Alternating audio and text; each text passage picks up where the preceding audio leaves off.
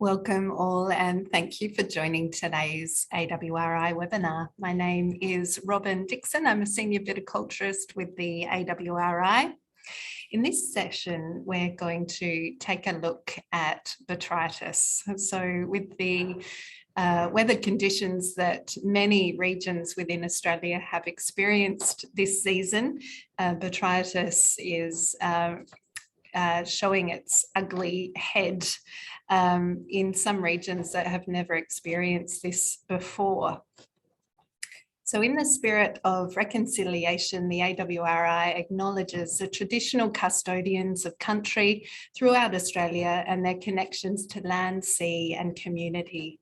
We pay our respect to their elders past and present and extend that respect to all Aboriginal and Torres Strait Islander peoples today. I'd also like to acknowledge our friends at Wine Australia for providing funding and support for webinars via the AWRI Extension Project. So before we jump in and make a start, a couple of quick reminders to anyone who's new to AWRI webinars. If you would like to provide a comment or ask a question throughout the webinar, please click on the Q&A button that's down on the bottom toolbar. Type in your question and click send and send it through. We'll be holding the Q&A session at the end of the webinar. As always, this webinar is being recorded and the session will be available through the AWRI's YouTube channel. So you can access this. It will be emailed out to all people who have registered for the webinar. But if you have missed out on that email, you can always jump on to the AWRI website, search webinars, and you'll be able to find a link to all of the previous webinars that we've done. So first up, we have Dr. Kathy Evans. So Dr. Kathy Evans is a plant pathologist at the Tasmanian Institute of Agriculture, at the University of Tasmania. Kathy contributed to Wine Australia's Botrytis fact sheets. So if you haven't had a look at them, jump on the Wine Australia website. They're a really great resource. I particularly like the Q&A fact sheet that Kathy developed with Wine Australia. And her current Botrytis project is contributing to next generation crop protectants through the ARC Research Hub for Sustainable Crop Protection. Kathy is also undertaking research to build new capabilities and efficiencies in on-farm experimentation. Kathy established the Future Drought Fund's Innovation Hub in Tasmania in 2021 and is an associate editor for the Australian Journal of Grape and Wine Research. So we've invited Kathy today to provide us with a refresher on botrytis, the biology of botrytis in vineyards in Australia. So thank you, Kathy. I'll hand over to you.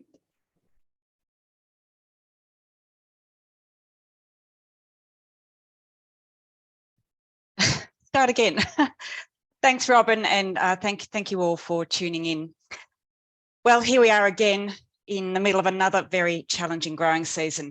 But I had to laugh when I saw the webinar title, Learning from Across the Ditch. Some have suggested that Tasmania should be the Western Island of New Zealand, so make of that what you will.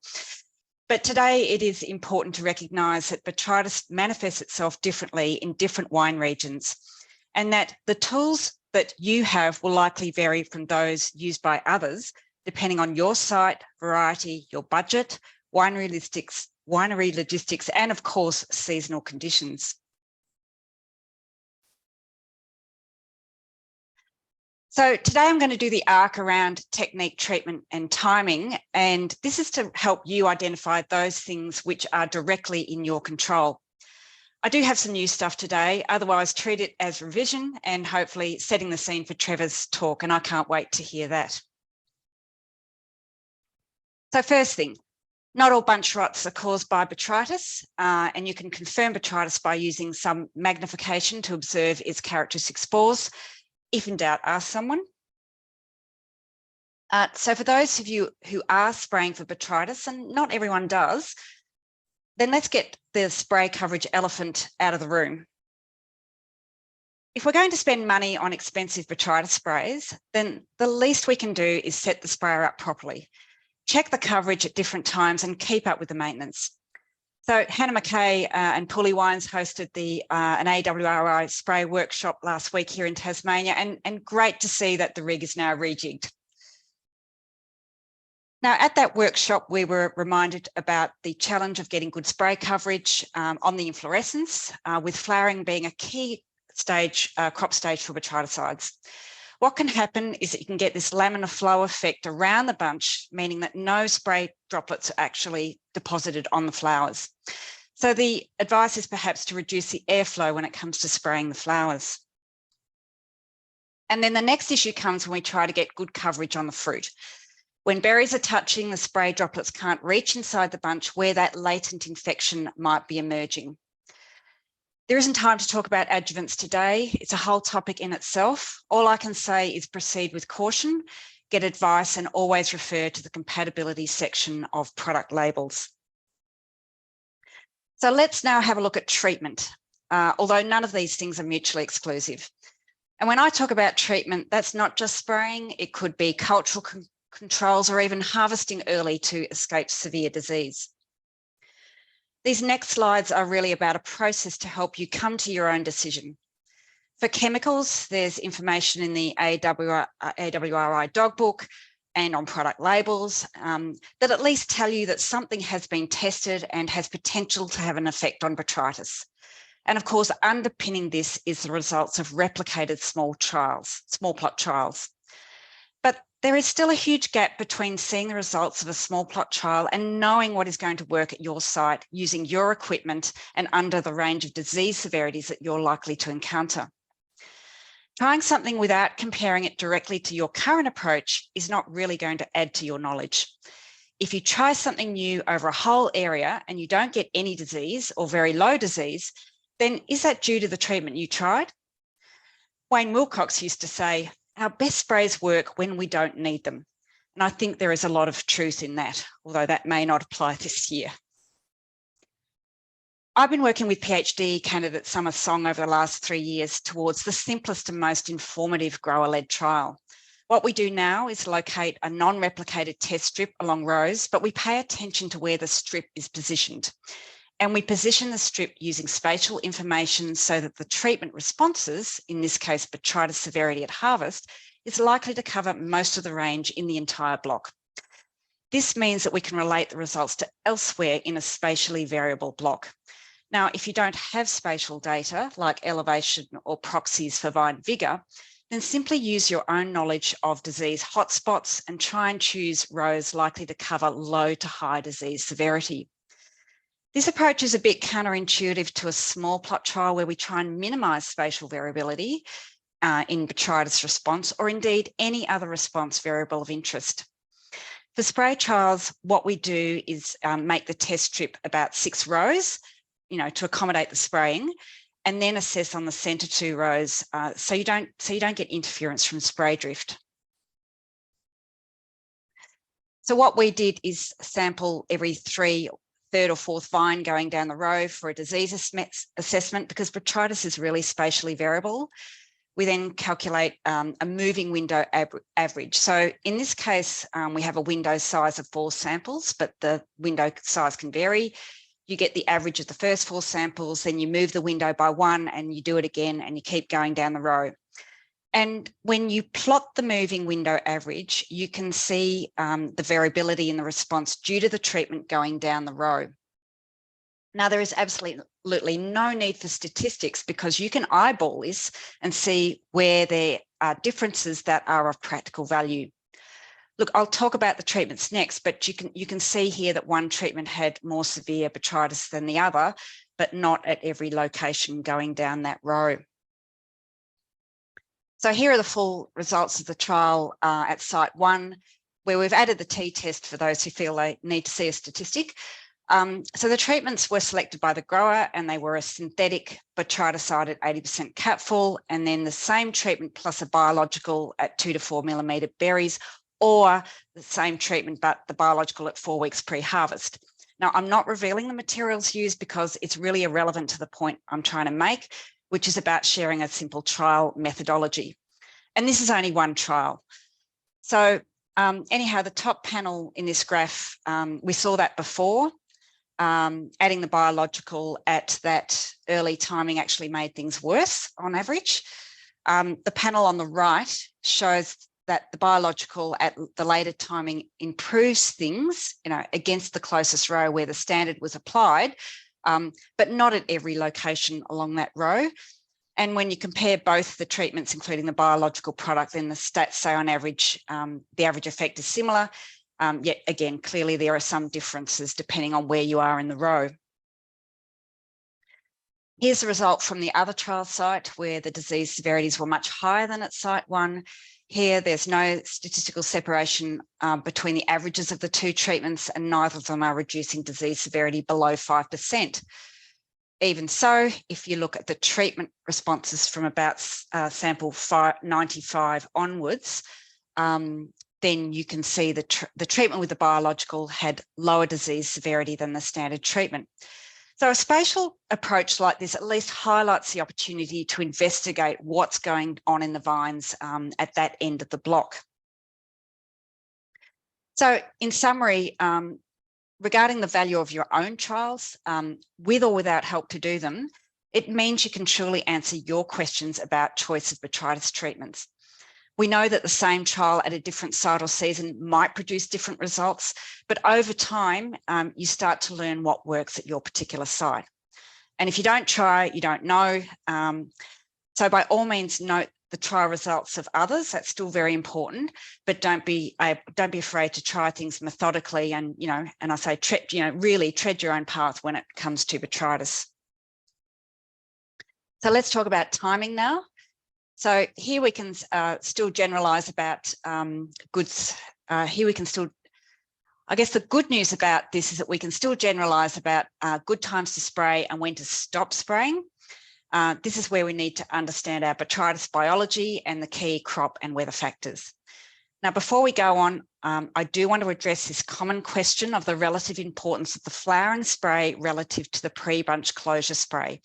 And the short answer is it is going to depend on the production region, season and site. Now in Tasmania, we know that the pre-bunch closure spray can contribute significantly in some seasons, but in other climates that flowering spray is thought to be the most important on average. If you are yet to go through flowering, then the key principle here is to spray before it rains, even if catfall is less than 80%. And this just shows some evidence that a single application of switch was more effective if applied at pre-bunch closure than at flowering in this particular site in this particular season. And here also you can see the spatial variation in botrytis severity across that block. So the flowering, if you average all those assessments across the block, the average severity for the flowering spray was 3.6, but putting that single spray on at a later time gave a better result at the end, 1.6% severity. Let's now move to the late season now and consider the merits of spraying at the spraying at veraison and pre-harvest. Granted that the materials available for spraying at this time are very limited. In this trial, ipridine, which is Rovel, that was applied at veraison and pre-harvest, and then we assessed disease severity at various times. Now, I don't know if there was fungicide resistance at this site, but this graph illustrates that botrytis continued to develop with or without spraying. You can see that the bottom curve there, that's the treated one. So the effect of the spray was that it took longer for botrytis to reach an unacceptable level. So effectively, the spray was effectively buying more time, but it's not eradicating the disease. So with a high-risk scenario, even your best spray program can fail. In this particular block, nearly every bunch had botrytis, and the average severity across the block was 33%. It happens, and there's no point beating ourselves up when it does. Mind you, if this happened year after year, you might seriously question why you are growing that particular variety in that particular place.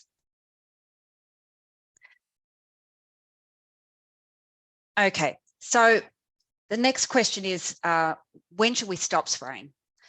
Well, if botrytis has appeared, you're fairly close to harvest and you've got some of that fresh botrytis and, you know, that fresh sporulation that you see, have a look at that weather coming up in the next couple of weeks. If it's predicted to be hot and dry, then that weather might simply halt the whole thing. So you might not need to spray there.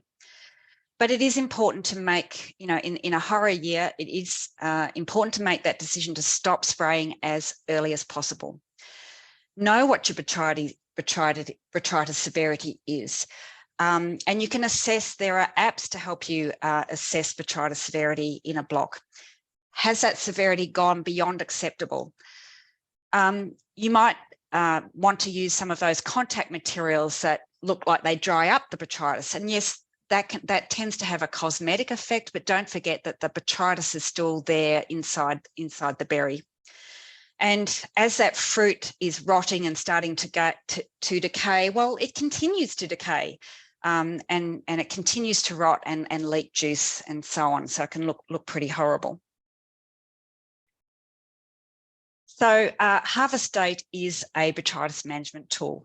So here you might focus on picking your most valuable fruit first, because with botrytis, time is money. And perhaps one of your best skills is being able to negotiate well with your winery, for those who know what I mean. All right, so let's talk about timing now. I'm not going to talk about sources of botrytis spores today, so let's just assume they are present and in sufficient abundance to initiate disease in a season like this. Botrytis is a brown disease. It's a wounding pathogen.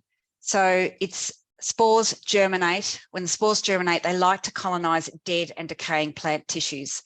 So at cap fall, when that cap lifts off, there's that ring of necrotic tissue, and that's just the perfect place for botrytis spore to land and germinate. That spore will germinate and grow a little bit, and then its growth is arrested because those green tissues contain a high level of antimicrobial chemicals. And then botrytis, the pathogen, will resume its growth from veraison onwards, because we start getting that natural decline in those antimicrobial chemicals, and then the fungus can resume its growth and invade the grape berry. And from there, we might get berry to berry spread and then bunch to bunch spread. Compact bunches, rapid spread. Bunch crowding, rapid spread. So these give some hints then around some cultural controls, and I think Trevor's going to cover some of that. All right, so when can these latent infections establish? Well, there is a bit of a myth that the latents can only establish at flowering, although there are some sites and seasons where this is likely to be the prominent timing of latent infection, but potentially you can get a latent infection anytime during fruit development. And botrytis severity at harvest can represent the accumulation of latent infections through the season. If we have more latents, will that lead to more botrytis? Well, no, not all latents lead to rotten berries. And certainly in a dry year, those infections may remain latent right through until harvest. There is quite a poor relationship between latent infection and harvest severity. However, some work done with Plant and Food Research New Zealand, especially Dr. Rob Beresford, I think these dots represent many seasons and site years. And if you plot the relationship, if you look at the incidence of 20 berries at pre-bunch closure with latents, then we can say that if there are, on average, generally, if there are more than 15% latent infections at pre-bunch closure, then that can lead to greater than 3% harvest severity. Now, this is all cool climate season data, And just remember that you can get additional infection after pre-bunch closure. So what triggers those latents to resume growth? Well, we don't really have the answers here, but it seems to be related to excess soil moisture and high humidity, and that's thought to stimulate the growth. So when we talk about humidity, just simply having water pooling in the wheel ruts, that can be a source of humidity, not necessarily just rain. So the other important infection pathway, and I think this one is going to be really important this year, is the necrotic tissue pathway. And this comes from the fungus is a saprophyte. It'll colonize those dead and decaying tissues that are captured, the bunch trash and anywhere in that canopy. And they are a great place for the fungus to produce its spores, and those spores can then lead to infections through any sort of wounding, a berry injury, powdery mildew. But if you've got downy mildew this year, that's just raised your botrytis risk to the nth degree this year. These are just providing the punctures for botrytis to opportunistically come in and cause infection. So just keep that in mind. You've probably seen this before, fungus growing out of a berry split. And when you start getting sugars and amino acids leaking out of those berries, that really stimulates the spore germination, and the botrytis will grow really rapidly under those sorts of conditions. It's the surface moisture duration that drives botrytis on flowers and fruit, not just from rain, from dew, mist or fog. Don't underestimate the dew. I remember speaking with a cooperating grower in Tasmania who thought the conditions during flowering were relatively benign given the lack of rainfall, yet accumulated values of the daily Bacchus index, and this is an proxy for infection risk. It suggested that conditions were consistent with a botrytis severity that was going to be greater than 3% at harvest, and what happened was, yes, we ended up with severe botrytis at harvest. So rapid infection between 18 and 21 degrees, that can be day or night, so don't forget the nighttime temperatures. And of course, the faster the fruit dries, the better, open versus dense canopies. Here's an illustration of how that infection risk changes at these temperatures. This is when surface moisture is present, and you can see that you can actually calculate this infection risk. This is published. You can accumulate values and see what's going on. I won't go into that today, though. Okay, here's the list of key crop risk factors: thin skin varieties, compact type bunches, dense canopy, pools of water, excessive soil moisture, berries pushed off the rachis and leaking juice, damage from insects, mildews, hail, bird or other causes. So these things can all add up. I've included a botrytis checklist here. These are things that you can, well, this is my version of botrytis checklist, and the point is that botrytis management requires a whole of season thinking, and at each stage in the growing season, you can go through and think about what are the things that you need to think about now in terms of what's adding to your botrytis risk and what might you do about it. I won't go into this now, but you might like to stop and pause. If you want to look at this again, you can stop and pause and have a look at some of these things. But this is when we're going, for example, well, I'll just say through bloom, this is when we're thinking about our spraying technique, timing and product, and our weather for latent infection, tissue damage, trash in the clusters and so on. So it's just a bit of a checklist there at each growing stage. However, this is also covered rather nicely too in Dion Mundy just sent this through to me yesterday. It's a review of cultural practices in New Zealand. Trevor's going to touch on some of these things like mechanical thinning, debris removal, nutrition and so on. But there are some really nice descriptions in this paper of these things and what they mean and how they manifest themselves. What does it mean? We did do, one of the strict trials that Summer did was a mechanical shaking trial. and this was done at about 7mm berries in Sauvignon Blanc. There turned out to be no treatment effect, but that also could be because the average botrytis severity was really high in that experiment. It was about at about 17%. So again, but you can see in this comes straight from the paper, you know, it's about thinking there are different things to think about at different stages going through that growing season. So what we are striving for with botrytis is integrated disease management, where spraying is an additional control measure. It's not the be all and end all. In this context, the most successful management options are additive and combine cultural, biological, and nutritional strategies with targeted inputs. For example, a biological spray in itself might only have a small effect, but if you add that with multiple other measures, then you might do enough to get that disease down to an acceptable level. Final slide. Here are the key messages. In summary, good viticultural practices are at the foundation of effective botrytis control. Check your coverage, adjust your sprayer now. Those flowering sprays, spray before it rains. There'll be spores in the bunch trash, and there'll be and they're ripe and ready to colonise those wounds created by your mildews. And I'm sure there's a few of those around this year.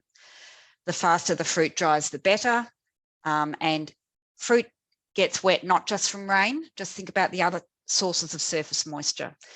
And a simple strip trial can help adapt treatments to your particular site. Develop your own clear criteria about when you are going to stop spraying when things get a bit horrendous. And finally, have some strategies around harvest. Think about harvesting your most valuable parcels of fruit first. That's it from me. Thank you for listening. I shall stop sharing and I shall hand back to Robin.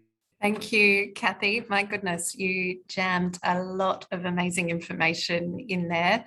So I think a lot of us will be going back and having a look at your presentation at our own pace. Thank you. And now we have Trevor Luton joining us from New Zealand. So Trevor is a horticultural consultant who has conducted extensive research into the control of fungal diseases in grapes in New Zealand, first with the Ministry of Agriculture and Fisheries, and then as a consultant with Lewis Wright. Trevor is now Managing Director of Lewis Wright, and in 2013, in collaboration with writer and editor Ruby Andrew, produced a book entitled Understanding Botrytis in New Zealand Vineyards that was published by New Zealand Wine Growers. So the book covers the biology of botrytis, its life cycle, impact on wine, and management of the disease in the vineyard. And it's now considered the Bible on the disease in New Zealand. So it has pride of place in my bookshelf. So thank you for your contribution to that, Trevor. And so today we've invited Trevor along to provide a summary of all the research that has been done in New Zealand on botrytis over the last 20 years, I guess it's been, hasn't it, Trevor, that you've been working in this space? So thank you, Trevor. I'll hand over to you. Thank you, Robin. So as Robin said, I'm a horticultural consultant. I'm based in Gisborne in the North Island of New Zealand on the east coast, about 3 hours drive north of Hawke's Bay. Trevor, Sorry? I'll just interrupt you and ask you to share your screen, please, and put it on to presentation mode. Thank you. I thought I'd done that, Robin. No, we can't see anything. Okay. So what have I got to do here? What have I done wrong? So have you got down the bottom in the toolbar, you've got your share screen. It's a green button. Yeah, try that one. So press on that one. Screen 2. We need some special tech music to come in. How are we going now? Is that sharing? No, we can't see anything. Oh, we had this going perfectly before. We did. Right, so can we do that again? The green arrow is share screen. Yes. And then I'm on screen. Here we go. Wonderful.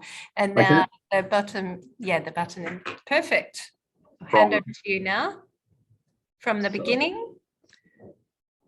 Lovely. Okay, how's that? Great.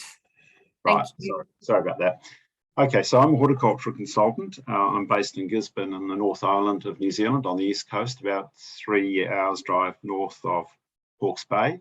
For the last 20 odd years, I've been involved in research in botrytis, which largely is focused on extension needs for the industry here. So I'm going to talk through a few of the trials that we've done, which demonstrate some of the key factors in improving botrytis management. So I'm going to talk initially about fungicides, and then we'll go on and talk a bit about canopy management and bunch exposure, sprayer coverage, and finally bunch trash removal. So to start with, I'll show you a slide or some slides of a trial that we conducted in 2002, 2003. So around the year 2000, we got some new fungicides in terms of switch, scala, Teldor. And we'd done some initial work screening those, some drag race trials, which showed that they were superior to the industry standard materials which had been available prior to that. So this trial was one step on where we were looking to integrate the use of these newer fungicides in a spray program for the season and looking at what happened at harvest. So the treatments here were quite simple. We had a season-long untreated control. We had an industry standard, which was probably in those days Uprin, DF, Sherlan flowering, maybe some Capdan and Bravo, and again finishing up with some Sherlans. In this trial, what we did was we compared that industry standard with just a switch at late flowering, Teldor at berries piece size, and switch again at pre-bunch closure, or scala Teldor scala. And when we came in March, we could have a look at the results. The red line represents the industry threshold, the tolerance for botrytis at harvest of somewhere around 3 to 5%. And the percentage crop losses is mean severity. So it's describing the area of an average bunch, if you like, in the vineyard, how much botrytis is in that average bunch. And you can see the untreated, we're sitting 4th of March, so we're Chardonnay, we're probably at about 19 bricks, we're sitting at about 14%. So it exceeds the industry threshold. The industry standard performed all right at 2.4%, but you can see that the switch Teldor switch and the scala Teldor scala treatments, while they weren't statistically different, gave a hint that these materials were giving us a slightly better outcome. Now, I probably should comment that one of the things that in doing this work, I'd worked with Damien Martin, who is now with Plant and Food in Marlborough, but was with Corbyn's at the time. And he said, happy to do these trials, but you have to integrate all your other available cultural strategies first. So we had a vigor reducing sward. So we were using things like chicory and some form of grass, fescue, which is quite vigorous, and or ryegrass if we didn't want quite so much control. So we're looking at those sort of sward management to try and reduce vigor. We're also looking at leaf plucking to open up the canopies and improve spray coverage. But one of the issues that we get from time to time in Gisborne is that we get the tail end of a subtropical depression, and it comes across the top of New Zealand to East Cape, and it parks itself there for 3 to 5 days and pumps warm, humid air and rain into the Gisborne area. But you can see on the map it's less impacting on Hawke's Bay and Marlborough. So we got one of these events, and 10 days later we went out and reassessed the trial, and hello, the untreated had gone from 14 to 50% of the average bunch infected with botrytis. The industry standard had gone from 2 to 21, and even the switch, Taldor switch and Scala, Taldor Scala treatments had gone from 10 to 20%, up to 10 to 20% crop loss. So this is a pretty exceptional season, but it pointed to the need that we needed to look at other methods of managing botrytis. We couldn't just rely on early season fungicides alone. Even though they gave us quite good control, there will be seasons when they're not sufficient. So we did a number of years' work. There was a move in the industry for residue-free wines. So you saw products like Scala being pulled back from that pre-gut bunch closure period. We needed to look at what else could we do in the later part of the season or mid to late season with fungicides. So we did some work looking at alternative soft fungicides, so biocontrol agents, solicitors, these sorts of things, to try and improve control of botrytis in the later part of the season. So the approach here was a standard program to pre-bunch closure of Ypres, Multi, Taldor, and then switch. And then we applied either up to 4 applications of the likes of Captan or a range of soft fungicides. End of March this time, and you can see it's a much better season. The untreated control sitting around 12%, so quite a nice level of disease, not too challenging. The bar that I've got, I probably should explain that what we've done is we've assessed the total area of rot in the bunch and the area of botrytis in the bunch. And the area of botrytis is the area of the bunch that's sporulating. So if it doesn't have botrytis sporulating in it, we're saying it's another rot. The reality is that probably 80% of the other rot is botrytis that has yet to sporulate. There'll be a little bit of other stuff going on, but predominantly we're just getting botrytis. The column there, the second column in, you can see Ypres and Multi, Taldor, switch, and then untreated is sitting at about 2.5% of crop loss. And then the bars to the right of that, you can see where we've put 4 Captans or Serenade Max or the other biocontrol agents, we haven't been able to demonstrate any improved control over and above a good spray program through to pre-bunch closure. So that's a little frustrating. We'd like to be able to use those sorts of materials, and I continue to do work in this space, but I guess the issue is that it's looking at what are the pathways for infection. The soft fungicides, the late season controls are probably only working on that sort of conidial infection pathway late season. So where spores are produced and infect fresh tissues. They're not really doing anything for the necrotic tissue pathway or the latent infections which have occurred early season. So they have a role, but the role is somewhat limited, and we find it difficult to get consistent statistical differences with these soft fungicides late season. This is just a summary to demonstrate some trials, and what we typically find is that the green numbers in here, whether it's Hawke's Bay for a couple of seasons or Gisborne on that previous slide, I think we got 80% control for the 3 fungicides through to pre-bunch closure. You can see here we're getting 80 to 90% of control from the flowering to bunch closures fungicide sprays. So that still leaves us with 10 to 20% of the botrytis that we aren't controlling early season. And as I say, because there are other pathways going on, we need to look at other methods of control, not just relying on fungicides. But before we move on, I'd just like to comment briefly on the importance of powdery mildew control.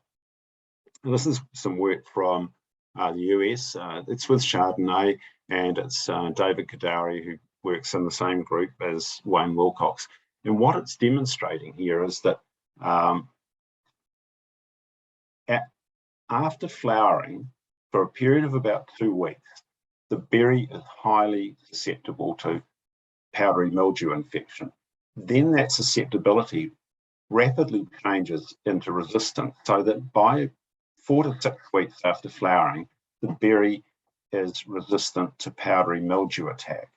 Now, the rachis is still susceptible, the leaves are still susceptible, but the berry isn't. But the important thing is, in this transition period, you can get a partial powdery mildew infection, which is halted by the development of resistance. And this is termed diffuse powdery mildew. It is a weakness in the berry, which allows botrytis to enter. So powdery mildew control in the month post-flowering is also important for botrytis control. So just another point to think about in terms of fungicides. Powdery mildew also has some influence on the level of botrytis that you might get.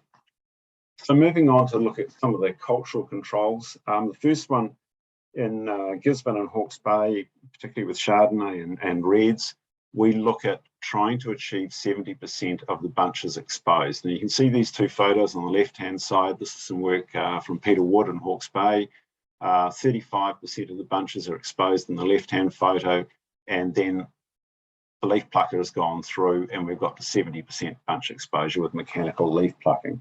Just to show you some numbers around this, again, Peter Wood's work here, this vertical line is 70% bunch exposure.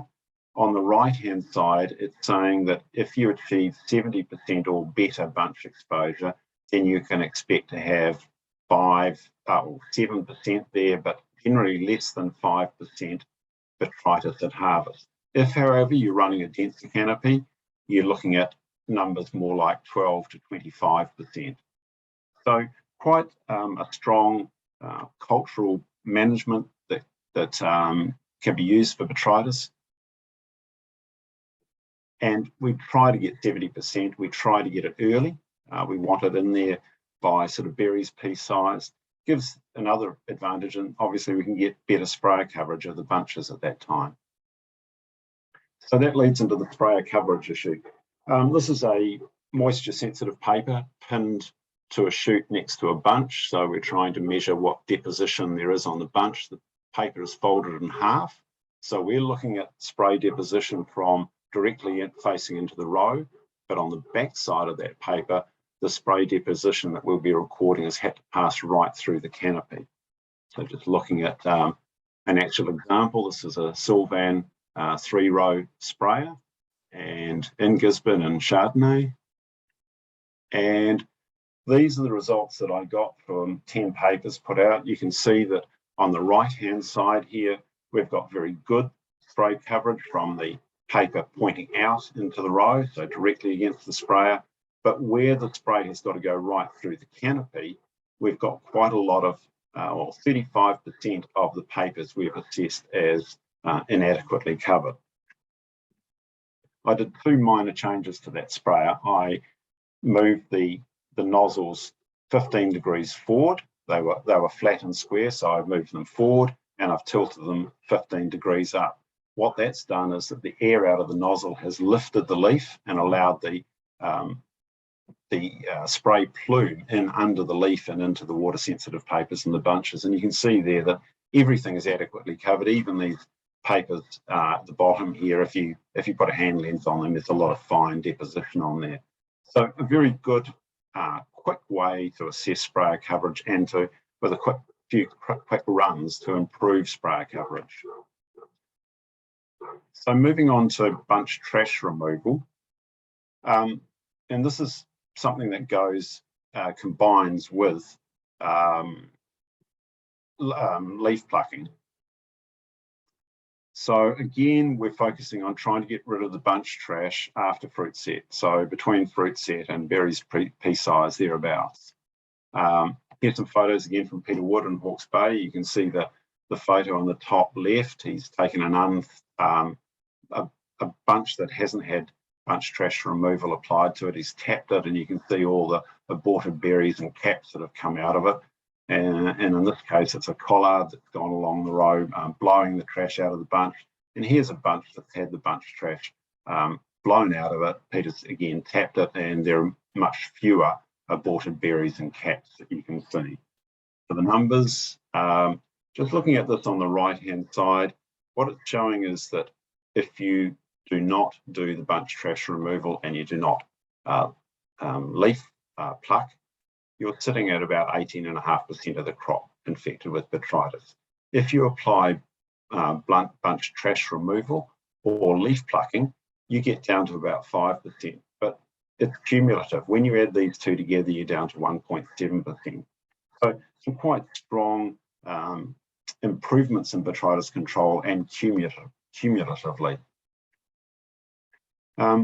Now, I've talked a lot about Chardonnay and Hawke's Bay and Gisborne. In Marlborough, home of Sauvignon Blanc in New Zealand, they are somewhat averse to 70% leaf plucking because it exposure of the bunches reduces the herbaceous character of the wine. So that's not something they want to do. Obviously, that leads to some challenges then with spray coverage for powdery mildew and botrytis, and it also obviously has the risk of higher humidity and slower drying within the vines. One of the things that they did down there was that they have seasons of heavy set when they would have to manually cut crop out to reduce the crop load, the yield. And so they did some work looking at using harvesters to beat the vines to reduce the crop yield. And one of the questions that came out of that was, of course, what damage is the harvester doing to the bunches and the like, and is that contributing to increased botrytis at harvest, which seems quite logical. Well, in fact, what they found was when they went through mechanically thinning, they were getting reduced botrytis at harvest, and it was reasonably consistent. They were getting about a 50% reduction in botrytis. The reasoning behind it is in part that you're knocking the trash out of the bunch, so the aborted berries, the flower trash, that goes, but it's also altering the bunch architecture. You're getting smaller berries, you're getting looser bunches. So it's now widely used as vine shaking rather than mechanical thinning. People go through not looking to reduce the crop volume at all, but simply to shape the vines and use it as a fairly significant tool for managing botrytis. Again, just to demonstrate this is a graph from Mike Thornton in Marlborough. Here's the unthinned control. This is just incidence of botrytis at harvest, so the percentage of the bunches with botrytis, and you can see the unthinned control sitting at about 3.5%. Where they either do light or heavy machine thinning, you can see that it's dropped it down from 3.5 down to about 1%. So quite a good method and quite widely adopted in the industry. And I was talking to David Jordan this morning. He said the limiting factor with it really is the number of grape harvesters. So to sum up on botrytis management, there's no single silver bullet for botrytis management. It's managed by implementing a number of strategies, and it's risk-based. The more risk you have, the more inputs you have to apply. But as you might have picked up on the way through my talk, whatever you do, it seems you need to be doing it early. So the botrytis fungicides, the focus is really on flowering to pre-bunch closure to try and shut down those necrotic tissue and latent infection pathways. Leaf plucking, really in the post-set fruit set period, and then maintaining 70% bunch exposure if you've got a variety like Chardonnay. Sprayer coverage, again, set up at flowering to pre-bunch closure is really important. We've had quite a focus on this in New Zealand because about 10 years ago we managed to finally get the sexual phase of powdery mildew in the country. So my colleagues David Manklow and Andrew Blakeman have done a lot of work with wine growers in extension. They've produced fact sheets for each sprayer type and a wall chart for each sprayer type saying this is how you optimise your sprayer setup for this type of sprayer. So there's some quite good resources around that now. We talked about powdery mildew control again in the flowering to 1 month later period, and bunch trash removal, vine shaping again, post-flowering, early post-flowering. The mid to late season soft fungicides are still a bit of a work in progress.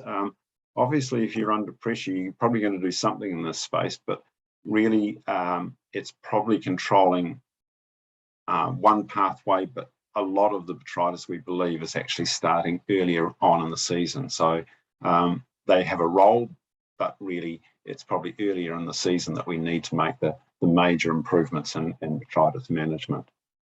And finally, just an acknowledgement that this presentation is really not just my work. There's a lot of research and extension over the past 20 years by numerous researchers and funders, the main one having been New Zealand Wine Growers. And in 2013, they asked Ruby and I to put together the book Understanding Botrytis, which pulled together a lot of the techniques that I've talked about today.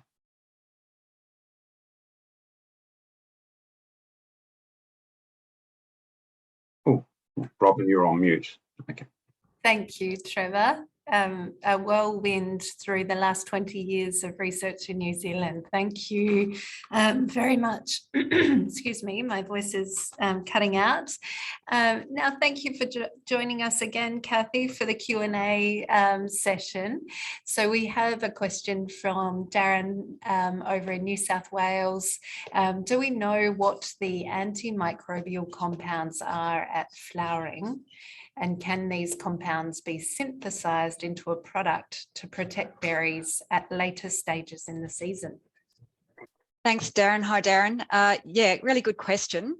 We do know what the antimicrobial compounds are. They belong to a class of chemicals called phytoalexins. And in grapevines, these are still beans, I think, mainly. Not my area of expertise. Look, potentially yes, but however, I do know, I've just found one paper here where they've generated antifungal still beans using enzymatic secretome of Botrytis cinerea. So they actually use Botrytis to generate the still beans, and I think this is the issue. What happens is often the pathogen is there, and it's inducing some of these defense mechanisms, and these are when some of the pathogen produces a reactive oxygen species, and it stimulates the grapevine to produce things. So there's a lot of molecular talk going on. So I think it's not just an easy thing. It's not so easy to sort of just get these things and use them as a product. So there's a bit of a biochemical process, but yeah. So yes, I think it probably could be done, but probably needs a bit more investigation and how to actually produce it, manufacture it, and produce a stable product, I think. Yeah, great idea. And a question from Maria, who is a winemaker in China. So they are organic certified, and they're only allowed to use Bordeaux mix, so copper sulfur mix. They usually don't get much rain, but this year is different. Similar story to lots of people in Australia. So they've got Botrytis in Chardonnay and Viognier. They did 2 applications of that Bordeaux mix. What are the organic alternatives? I guess we can talk about the organic alternatives in Australia, but to be able to tell you what you have available in China might be different. Is that fair to say, Kathy? Yeah, look, I'd say here, a good start would be really focusing first on your powdery mildew control. So you've got, I think in an organic sense, you've probably got sulfur available to you, and making sure that works really well. It's quite difficult to answer to know what you've got available to you there. I might also ask Trevor to jump in if he's got any thoughts around what might be used there.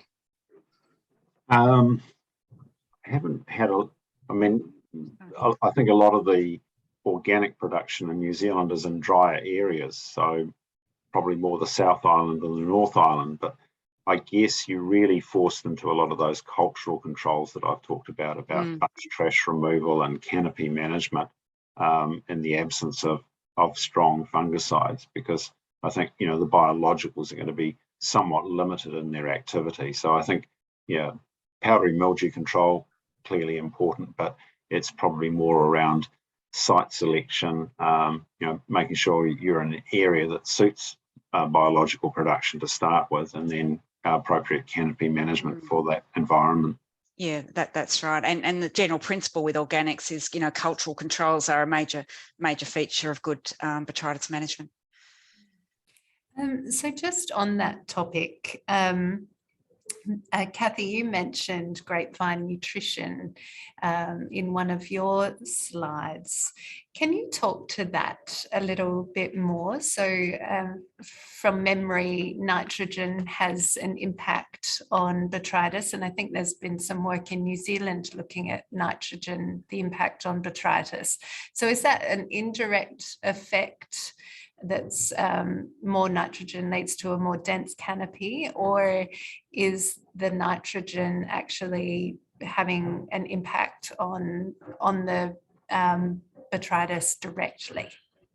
Yeah, sometimes it's hard to separate these things out, but the key principle here, I think, is focusing on the nitrogen you need in a viticultural sense. So for winemakers, yeast available nitrogen is really important.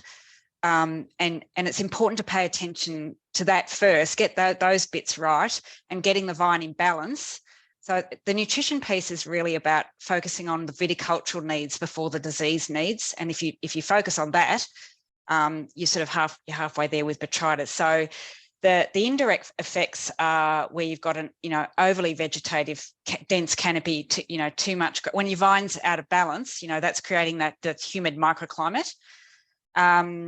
And then so that's the nitrogen piece. Some of those nitrogen is also used to produce some of the the various chemicals in the berries, so that there may be some impact there, perhaps not well understood.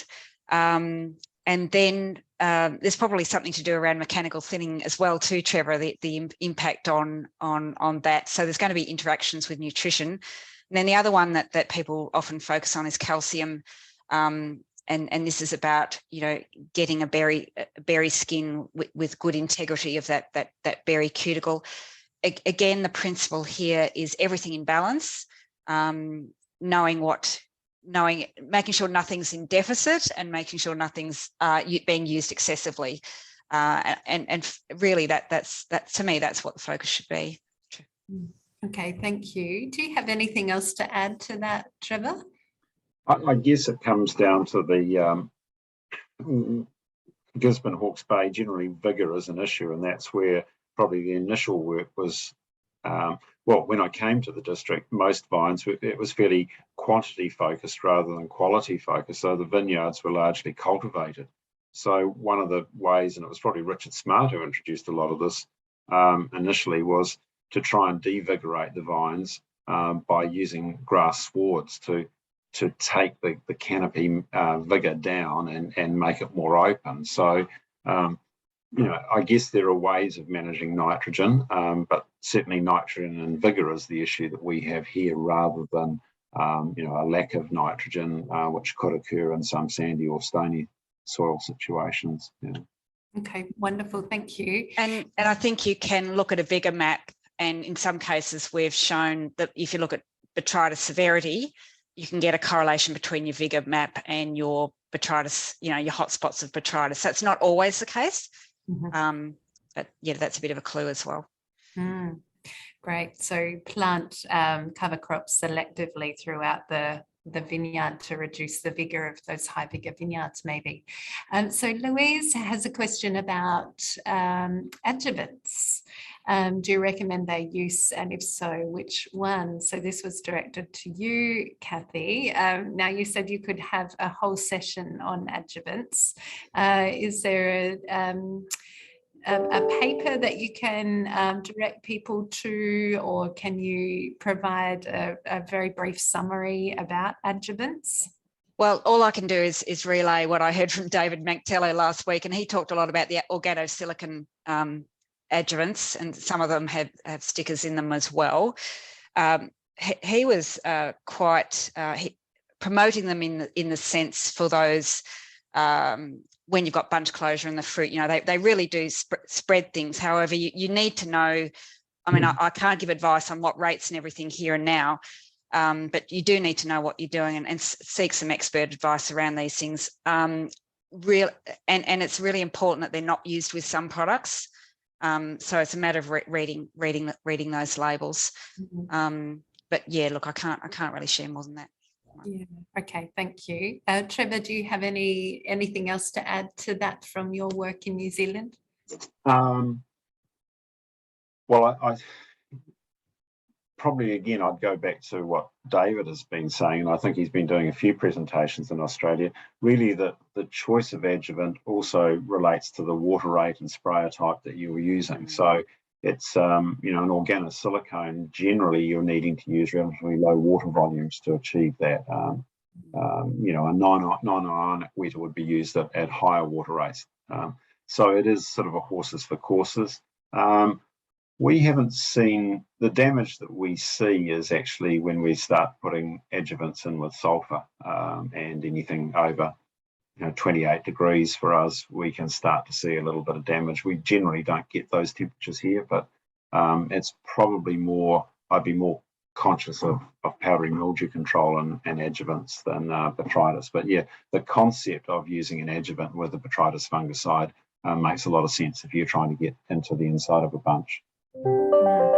But I guess if you have a lot of rainfall forecast, you don't want to just use a wetter, you want a sticker as well, or else your fungicide will just end up on the vineyard floor. So Trevor, there's a question about the spray cart setup resources that David Manctolo has produced. Now, I imagine they're under lock and key in the New Zealand Wine Growers website. If anyone's tried to get into the members area there, it's impossible unless you're a levy payer in New Zealand. Is that true?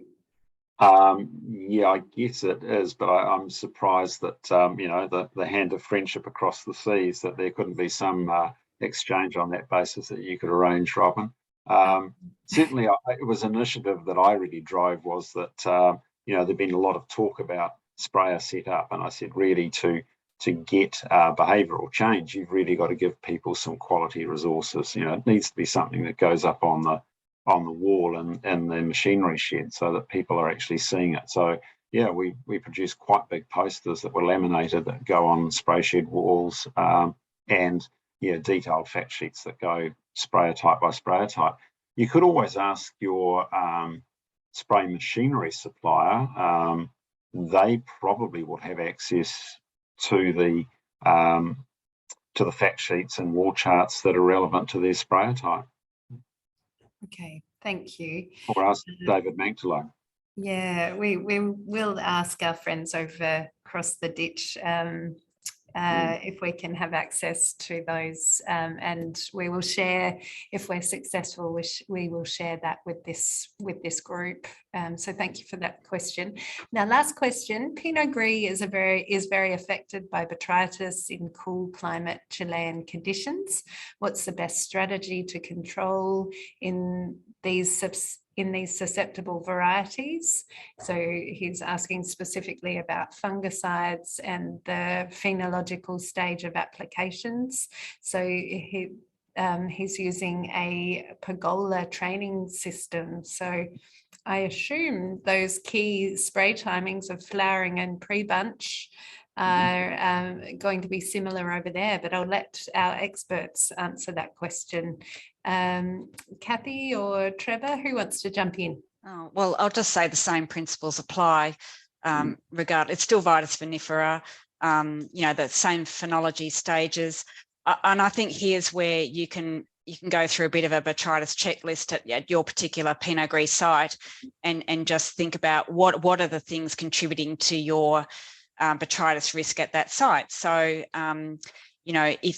if it is that the training system that's creating that humidity, I'm just trying to think what else, but and then it's a matter of knowing what products are available there, and again, some of these things is just trying things to see what's going to work at your site. Any other thoughts, Trevor? Yeah, we also grow Pinot Gris and find it can be challenging in a wet season. It's quite tight bunched. There are some better clones. It's not a short-term fix, but clonal selection is quite important there. There is certainly one Italian clone I'm aware of, which is more naturally loose bunched. not applicable to a pergola situation, but certainly in Gisborne, I know of growers who've used vine shaking with Pinot Gris and have been very happy with the outcome in terms of loosening the bunch and the ability to hang it later in the season and hang it through wet conditions without suffering the level of rot that they might have without vine shaking. I think we also see that with Pinot Noir clones as well, you know, huge variation in the tightness of the bunch there. Yeah. It's a feature of those varieties. We've got a question from Rob Gibson. Can desiccants be applied to shorten wet periods in the bunch, e.g. PMS? So I'm wondering if he is meaning to dry out the botrytis, or I wonder if you're talking about drying out the moisture on the bunch. Any thoughts on that question, Kathy? Shorter answer is I don't know, but yeah, it's hard to separate out what's doing there. Yeah, I don't really have any thoughts on that one. Trevor, so PMS has been used in New Zealand quite a bit to dry up botrytis infections pre-harvest. You mentioned that it's cosmetic and the botrytis is still there. Is this true? I'm not sure that it's cosmetic, and I think there's a point in the season where you feel you have to do something and you can't sit around and do nothing. And this is something that can be done in that pre-harvest window. I'm aware that there have been a lot of trials over the years with PMS. I would say it's not a strong control, and like a lot of these ones, it's I guess it probably has some activity in drying up botrytis and cuts and things like that. But like a lot of these products of similar products that we've trialed, there's no residual activity, and I think that's the challenge. That the best fungicide you can have at harvest is a good hot norwesterly. In the absence of that, then you are going to probably have to resort to things like PMS just to try and manage, tweak the crop. You might get a 1% gain in botrytis control. So, but it becomes quite hard to actually measure it at those sorts of levels. But the difference between sort of or maybe even 4% and 7%, is meaningful at that end of the season when you don't have a lot of alternatives. I think it depends how that translates, taking that fruit into the winery. Does it actually have an impact then? Unless, here, people are dropping mouldy bunches. So if it means that more's being able to get through into that crush, but then, no one's then really followed through, then what does that look like in the winery? And, I'd be asking that question as well. And maybe it will buy you a bit of time. I think it might have been your presentation, Trevor, that these sort of don't stop the progression but slow it, and so buy you a bit of time to get a few more days of ripening before harvest, or to get you through until harvest without it going out of control, maybe. All right, I think we'll leave it there. We did have an interesting question about grapeberry moth, but I think we'll follow that up with an email at a later date. Thank you from Michigan. Thank you both to Kathy and Trevor very much for pulling together your presentations at such short notice. And thank you to the audience for joining us. As I mentioned, the webinar has been recorded, and a recording a link to the recording will be emailed out to you. Our next webinar is on Thursday, the 15th of December. So this Thursday, gosh. So Simon Nordersgaard from the AWRI is presenting on which new products and equipment have had the biggest impact in vineyards and wineries. So if you'd like to register, you guys know how. Jump on the AWRI website, and we'll see you on Thursday. So thank you again, Kathy and Trevor. See you. Thanks. All right.